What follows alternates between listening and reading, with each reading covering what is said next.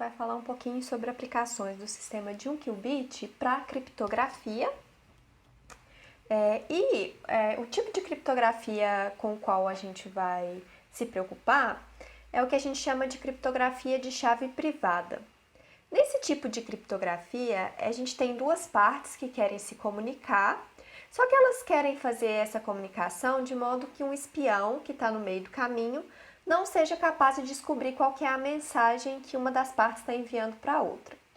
Então, para isso, eles vão tentar pensar em uma maneira esperta de codificar essa mensagem original, de modo que o que seja enviado de fato seja uma mensagem secreta, e de modo que mesmo que o espião obtenha essa mensagem que está codificada, ele não seja capaz de extrair o conteúdo dessa mensagem, e que isso só seja feito por quem realmente vai receber a mensagem, que vai aplicar um protocolo de decodificação para extrair da mensagem secreta o conteúdo da mensagem original. Bom, existem vários métodos de criptografia. Ao longo da história da humanidade, esses métodos foram evoluindo. Um dos mais simples possíveis é conhecido como criptografia de Júlio César, e ele consiste essencialmente de deslocar o alfabeto e substituir cada letra por uma letra correspondente. Nesse exemplo aqui, eu desloquei o alfabeto 4 casas, de modo que o A corresponda a D, B corresponda a E e assim por diante, e de maneira que a palavra matemática passa a ser escrita dessa forma, porque eu vou substituir o M por P, o A por D, o T eu vou substituir por W e assim por diante. Então, eu tenho essa correspondência aqui. Então, a gente substituiu o texto original por um texto codificado, e é lógico que a pessoa, um espião, alguém que está interceptando essa mensagem aqui, se ela não souber a maneira com a qual a gente fez essa criptografia, se ela não souber qual que é o número de casas, que aqui é o segredo que permite a codificação que a gente chama de chave criptográfica, ele não vai conseguir extrair a mensagem original a partir disso aqui. Só que essa criptografia de Júlio César tem um problema quando a gente passa a enviar textos mais longos, porque existe uma forma muito fácil de quebrar essa criptografia, que é através do que a gente chama de análise de frequência. Então, em português, as letras não aparecem em nenhuma língua, né? Mas em português em especial, as letras não aparecem com a mesma frequência no nosso texto, na nossa linguagem escrita. Então, por exemplo, em português, a letra A é a letra que aparece com a maior frequência e assim, O também aparece com uma frequência alta, E é a segunda e assim por diante. E fazendo uma análise dos caracteres que aparecem com mais frequência em um texto criptografado utilizando o método de Júlio César, a gente consegue adivinhar qual desses caracteres corresponde à letra A, qual corresponde à letra E e assim por diante. Então, se a gente olhar para esse gráfico aqui, que tem que corresponder a essas letras, a gente vai conseguir ter um bom chute de qual caractere representa qual letra na mensagem criptografada, e assim a gente vai conseguir decodificar a mensagem. O mais interessante é que a gente não precisa saber nem qual é a língua em que essa mensagem foi escrita, porque o próprio padrão da frequência das letras é um indicativo de qual foi a língua usada para escrever aquele texto. Então, é uma assinatura da língua esse padrão aqui. Vocês observam que é bem diferente do português para o espanhol para o inglês. Bom, então, esse tipo de criptografia de Júlio César é conhecido também como criptografia de substituição simples. É um tipo de criptografia de substituição simples, e esse tipo mais geral, ele consiste simplesmente de substituir uma letra por um símbolo qualquer. Bom, então, esse é um texto que aparece em um conto chamado Escaravelho de Ouro, e o personagem principal desse conto tinha que decodificar essa mensagem. E aí, o que ele faz é justamente usar a análise de frequência. E batendo o olho aqui, a gente vê dois caracteres que aparecem com muita frequência, que é o 8 e o mais menos. E além deles aparecerem com muita frequência, eles aparecem várias vezes duplicados. Então, esse texto aqui está escrito em inglês, e se a gente observar, para quem conhece inglês, tem duas letras que aparecem com muita frequência nessa língua e que aparecem também com muita frequência duplicadas, que é a letra O e a letra E. Então, usando esse tipo de análise, o personagem principal consegue decodificar a mensagem e descobrir o que estava escrito nesse texto. Bom, é claro que com o tempo as pessoas desenvolveram métodos de criptografia muito mais sofisticados do que esses de substituição simples, que podem ser facilmente quebrados com essa análise de frequência. Um desses métodos é o método que a Alemanha usava para criptografar a sua comunicação na Segunda Guerra, que era feito através dessa máquina aqui que chama Enigma. E nessa máquina, o que era feito era o seguinte: a mensagem original era digitada aqui, e para cada letra digitada ia acender uma luzinha aqui mostrando qual era a letra correspondente na mensagem criptografada. Então, a cada letra digitada, o que essa máquina fazia era substituir uma letra por outra, só que essa substituição era feita de forma que a cada letra digitada, a correspondência entre as letras do alfabeto se modificava. Então, por exemplo, se eu digitasse aqui a letra A, ela poderia estar associada, por exemplo, à letra M. Numa rodada subsequente, na próxima vez que eu digitasse, se eu digitasse o A de novo, o A estaria associado a uma letra diferente da letra M. Então, a cada letra digitada, esses rotores e esses fios eram arranjados de forma a modificar a associação feita entre as letras do alfabeto na mensagem original e na mensagem codificada. E o número de possibilidades...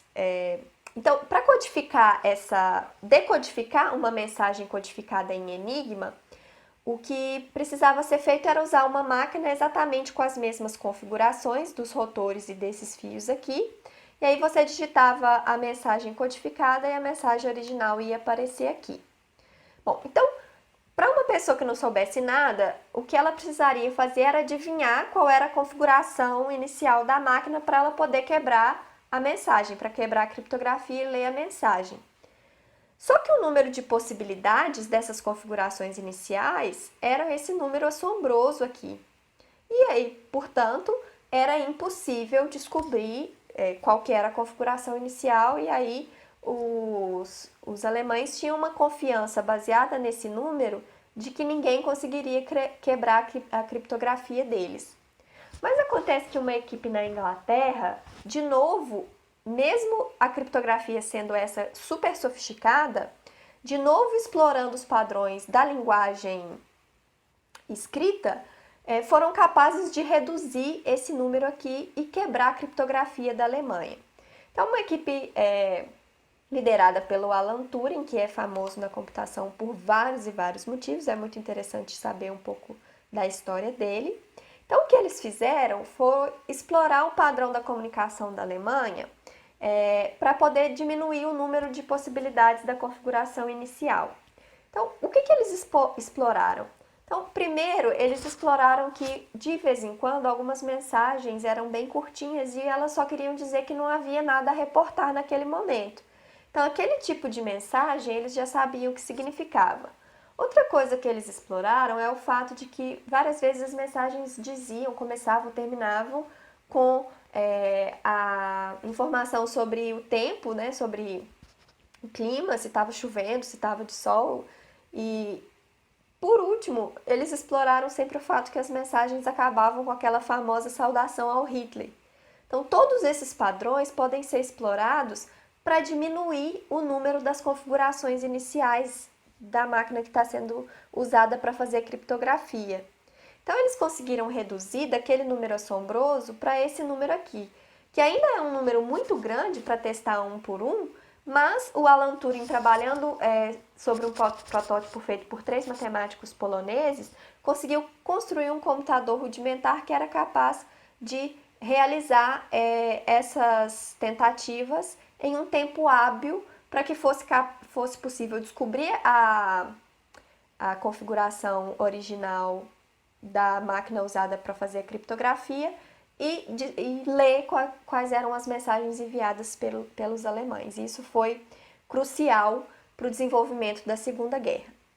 Bom, então o que que eu quero, qual é a mensagem que eu quero passar para vocês falando de todos esses exemplos?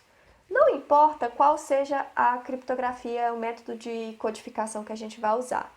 Mesmo que ele seja super sofisticado, se a gente usar a mesma maneira de criptografar todas as vezes, para um texto muito longo, é sempre possível explorar os padrões da nossa linguagem escrita, os padrões das mensagens que são trocadas, para quebrar essa criptografia. E aí um espião vai ser capaz de ler as mensagens que a gente quer mandar, o que a gente não quer que aconteça. Bom, então a única forma de tornar a criptografia de chave privada segura é trocar de chave com frequência. Só que isso salva a segurança desse tipo de criptografia, mas traz um problema de ordem prática.